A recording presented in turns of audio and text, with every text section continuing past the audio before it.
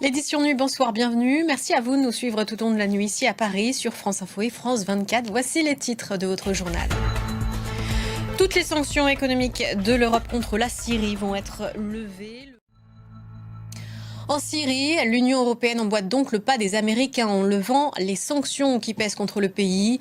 Nous voulons aider le peuple syrien à reconstruire une Syrie nouvelle, inclusive et paisible, écrit Kaya Kallas.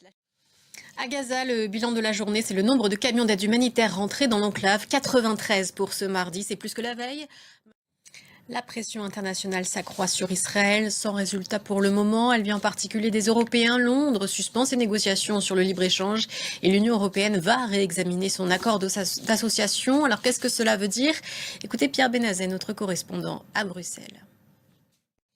En France, on en vient à ces intempéries. Dans le sud, dans le Var, 3 personnes ont été tuées, emportées par la brusque montée des eaux au Lavandou, station balnéaire varoise. Des ponts ont été emportés, des routes arrachées. Et on en parle de TikTok, réseau social favori des plus jeunes. TikTok qui peut déconcentrer les jeunes de leur travail scolaire, mais aussi bien être plus dangereux en encourageant les comportements violents ou qui pourrait les mettre en danger. Une commission parlementaire enquête en ce moment sur le sujet. Sophie Samaï.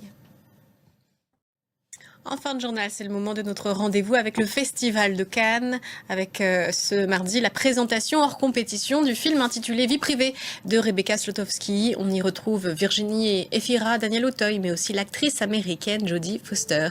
Les précisions de notre chroniqueuse Louise Dupont depuis La Croisette. Et c'est la fin de ce journal. Merci à vous de l'avoir suivi. Restez sur notre antenne. L'information continue sur France Info et France 24. On revient dans une quinzaine de minutes. À tout à l'heure.